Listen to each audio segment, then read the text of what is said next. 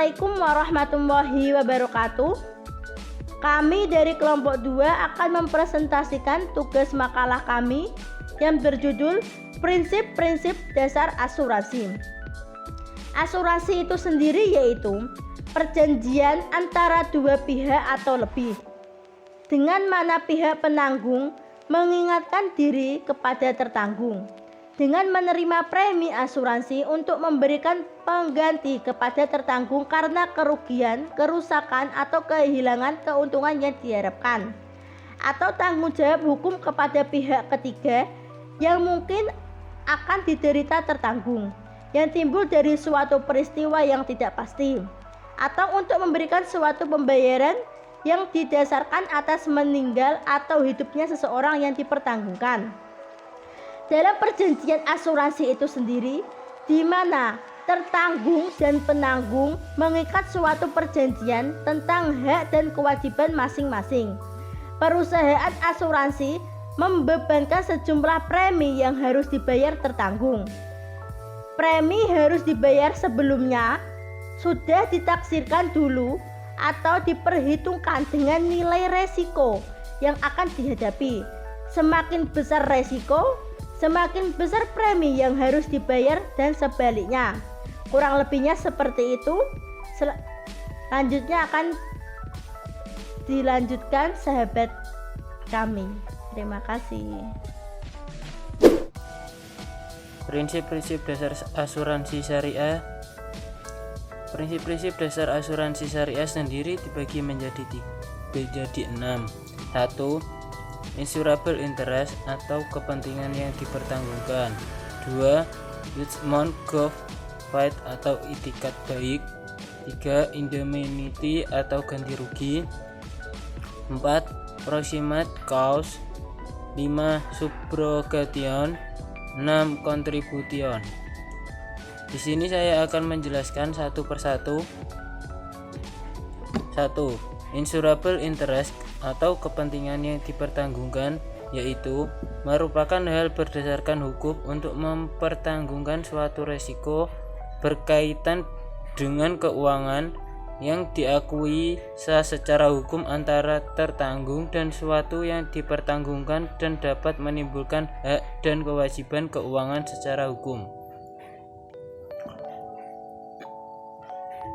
Adapun beberapa syarat yang perlu dipenuhi agar memenuhi kriteria insurable interest, yaitu 1. Kerugian tidak dapat diperkirakan. 2. Kewajiban. 3. Catastrophic. 4. Homogen.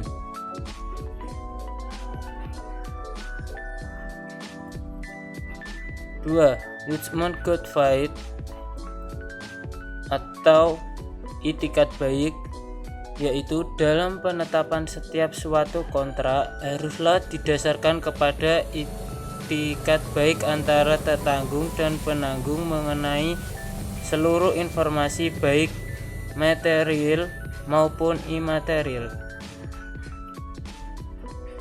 3. Indemnity atau ganti rugi, artinya mengendalikan posisi keuangan tergantung setelah terjadi kerugian seperti pada posisi sebelum terjadinya kerugian tersebut.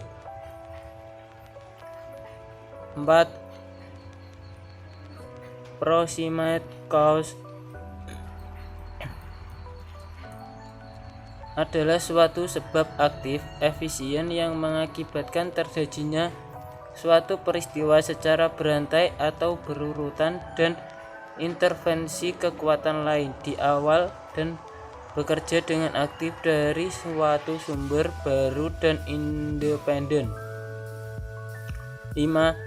Subrogation merupakan hak penanggungan yang telah memberikan ganti rugi kepada tertanggung untuk menuntut pihak lain yang mengakibatkan kepentingan asuransinya mengalami suatu peristiwa kerugian. 6. Contribution, yaitu suatu prinsip di mana penanggung berhak mengajak penanggung lain yang memiliki kepentingan yang sama untuk ikut bersama membayar ganti rugi kepada seseorang tertanggung meskipun jumlah tanggungan masing-masing penanggung belum tentu sama besarnya. Saya berikan kepada pemateri selanjutnya. Baik, selanjutnya yaitu membahas mengenai jenis-jenis asuransi. Di sini jenis-jenis asuransi terdiri dari 7. Yang pertama asuransi jiwa, asuransi jaminan hari tua, asuransi kesehatan, asuransi kendaraan, asuransi pendidikan, asuransi bisnis, dan asuransi kepemilikan rumah dan properti. Nah, masing-masing dari pengertian tersebut saya akan menjelaskan satu persatu. Yang pertama yaitu asuransi jiwa. Asuransi jiwa adalah asuransi yang memberi jaminan atas kematian seseorang yang tertanggung dengan memberikan keuntungan finansial. Dan yang kedua yaitu asuransi hari tua. Masa pensiun dan keluarga memiliki kehidupan yang terjamin saat tertanggung meninggal dunia. Manfaat asuransi ini mewujudkan keamanan dan ketentuan di masa tua. Dan yang ketiga yaitu asuransi kesehatan. Asuransi kesehatan merupakan sebuah asuransi yang memberikan penanggungan terhadap masalah kesehatan yang diakibatkan oleh suatu penyakit atau kecelakaan. Dan yang keempat yaitu asuransi kendaraan. Asuransi kendaraan merupakan jenis asuransi yang memberikan layanan asuransi terhadap kendaraan yang mengalami kehilangan, kerusakan, dan sebagainya. Dan yang kelima yaitu asuransi pendidikan. Nah, asuransi pendidikan ini asuransi yang menjamin kehidupan pendidikan yang baik, misalnya Prudential dan BNI Life Insurance. Yang keenam yaitu asuransi bisnis.